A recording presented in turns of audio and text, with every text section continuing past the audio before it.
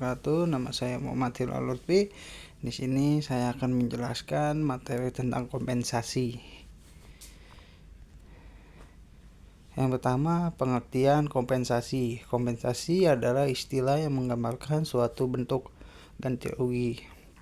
Oleh karena itu, kompensasi dapat merujuk kepada satu ganti rugi barang, yaitu bentuk kompensasi yang digunakan untuk menunjukkan situasi di mana piutang diselesaikan dengan memberikan barang-barang yang seharga dengan utangnya.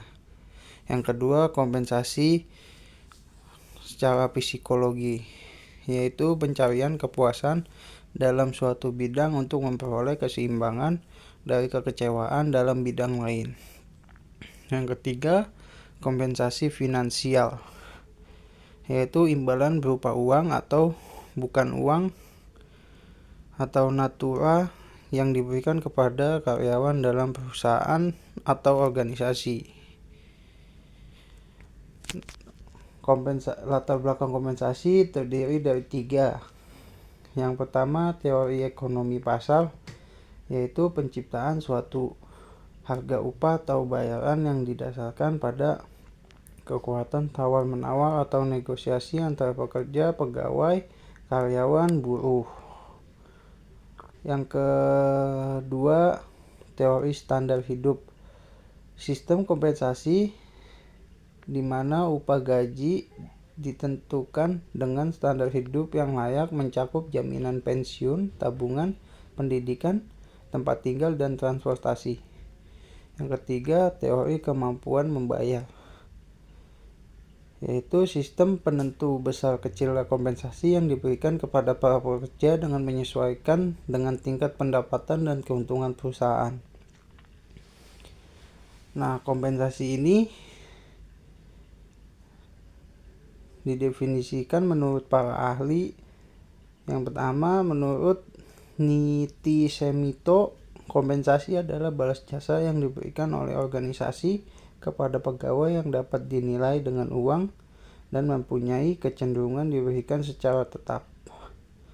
Dan yang kedua, menurut Carrot dan Hanlogten, mendefinisikan kompensasi sebagai imbalan atau pemberian yang diberikan kepada seseorang atas pelayanan yang dilakukan yang mencakup imbalan secara langsung maupun tidak langsung. Tujuan kompensasi itu dibagi menjadi 6.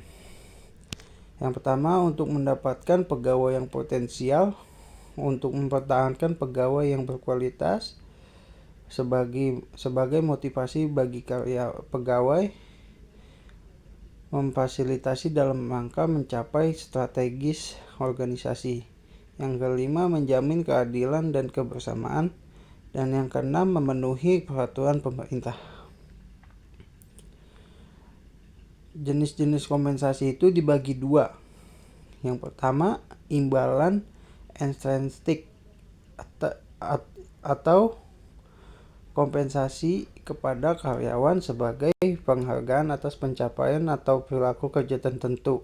Contohnya berbentuk uang, misalnya gaji, upah, honor, bonus, komisi, dan insentif.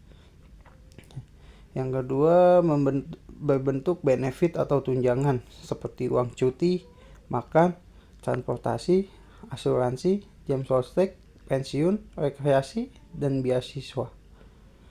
Dan jenis kompensasi yang kedua adalah imbalan intrinsik, imbalan yang diterima oleh karyawan untuk dirinya sendiri. Contohnya jenjang karir, lingkungan kerja, dan pekerjaan yang menarik. Nah, faktor-faktor yang mempengaruhi kompensasi itu ada 3. Yang pertama, faktor internal. Yang kedua, faktor eksternal. Yang ketiga, faktor kepribadian pegawai. Nah, dari faktor internal itu terdiri dari 6 bagian. Yang pertama, dana organisasi, serikat pekerja atau organisasi karyawan. Yang ketiga, penawaran dan permintaan tenaga kerja. Yang keempat, kemampuan dan kesediaan perusahaan. Yang kelima, produktivitas karyawan. Dan yang keenam, posisi jabatan karyawan.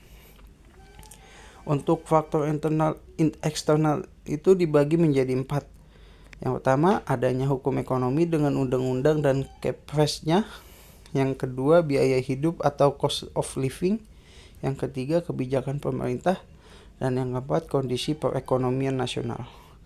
Untuk faktor kepribadian pegawai sendiri juga terdiri dari 4, sama seperti eksternal.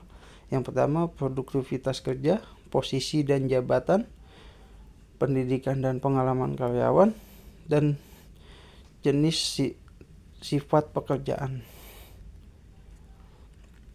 Tahapan kompensasi itu dibagi menjadi 3. Yang pertama, melakukan survei upah dan gaji untuk menentukan keadilan eksternal yang didasarkan pada upah pembayaran di pasar kerja.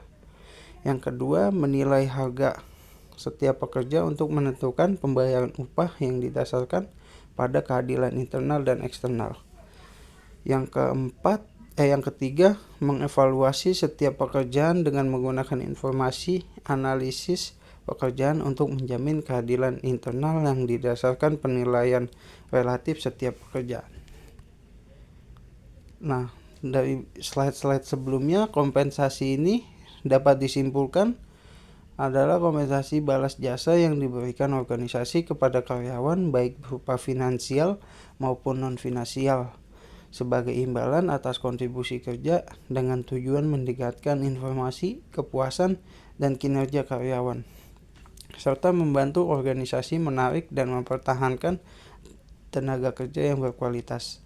Sistem kompensasi juga disusun berdasarkan prinsip keadilan internal dan eksternal dengan mempertimbangkan tanggung jawab jabatan, tingkat pendidikan, masa kerja, nilai pasar tenaga kerja, dan kinerja karyawan, serta dipengaruhi oleh faktor internal dan eksternal organisasi. Kompensasi mencangkup imbalan langsung seperti gaji, upah, dan insentif, serta imbalan tidak langsung yang berupa tunjangan dan kesejahteraan, dan harus diberikan secara adil, layak, dan wajar sesuai peraturan perundang-undangan yang berlaku. Sekian, terima kasih dari saya. Semoga materi ini bermanfaat. Kurang lebihnya mohon maaf. Wassalamualaikum warahmatullahi wabarakatuh.